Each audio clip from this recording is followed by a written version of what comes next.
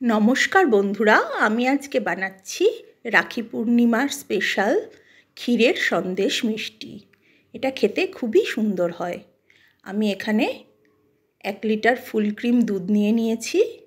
দুধটাকে প্রথমে আমি খুব ভালো করে জাল করে নেব। আমি এটা একটা বাটিতে ঢেলে নিচ্ছি, নিয়ে গ্যাসটা জ্বালিয়ে আমি দুধটা জাল দিতে বসিয়ে দিচ্ছি।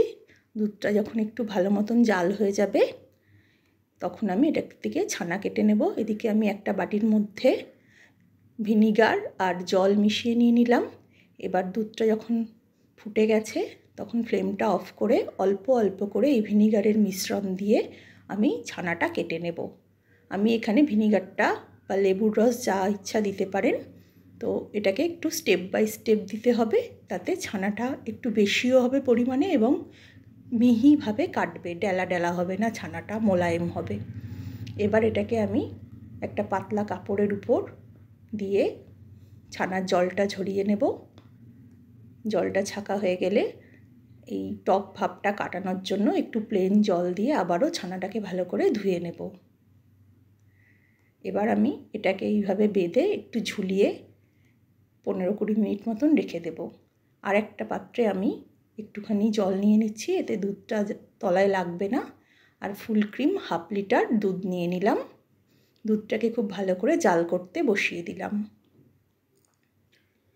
এদিকে যে ছানাটা আমি বানিয়ে রেখেছিলাম সেই ছানাটার জল ঝরে গেছে। এটাকে একটু একটা থালার মধ্যে নিয়ে খুব ভালো করে মোলায়েম করে এটাকে পিষে পিষে মেখে নেব।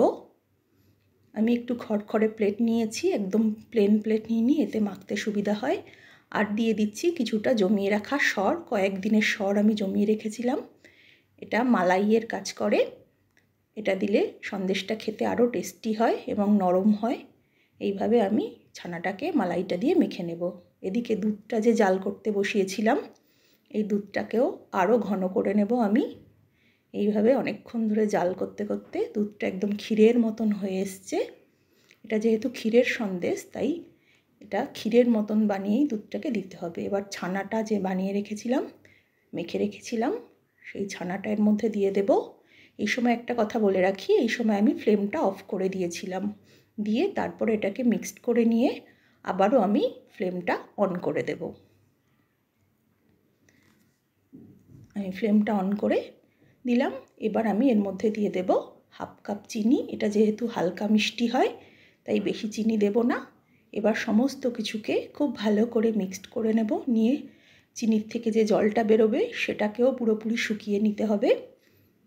বেশ কিছুক্ষণ ধরে এটাকে নেড়ে চেড়ে একদম যখন জলটা ঝরে আসবে এরকম হয়ে যাবে তখন আমি এটা ফ্লেমটা অফ করে এটাকে একটু ঠান্ডা হতে রেখে দেব। এটা ঠান্ডা হলে বেশ কিছুটা জমে যাবে।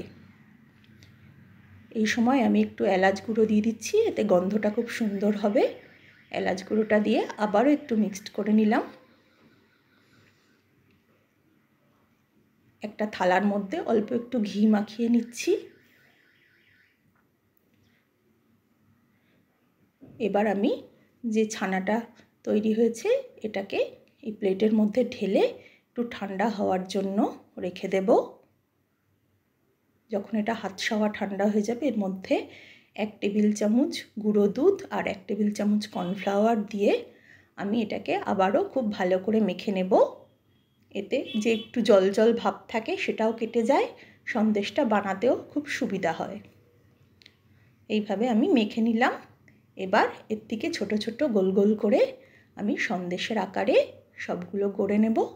এগুলোকে যেরকম যা ইচ্ছা শেপ দিয়ে গড়া যায়।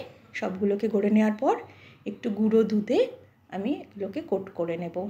এটা এমনিও খাওয়া যায়, মাখা সন্দেশের মতন লাগে, আর গুঁড়ো দুধটা দিলে দেখতে আরও ভালো লাগে। তাই আমি একটু গুঁড়ো দুধের উপর মাখিয়ে নিলাম। নিয়ে আমি এগুলোকে একটা একটা করে সাজিয়ে দেব। এইভাবে আপনারাও বানিয়ে দেখবেন, খুবই ভালো লাগবে। বাড়িতেই একদম ন্যাচারালভাবে এই সন্দেশ তৈরি হয়ে যাবে, দোকান থেকে আর কিনতে লাগবে না। আর নিজে হাতে করে বানালে সেটা বাড়ির সবার খুব ভালো লাগে। দেখুন কি সুন্দর দেখতে হয়েছে। আমি একটু কেশর ভিজিয়ে রেখেছিলাম, সেটা দিয়ে সাজিয়ে দিয়েছি। আপনাদের কেমন লাগলো অবশ্যই জানাবেন। নমস্কার।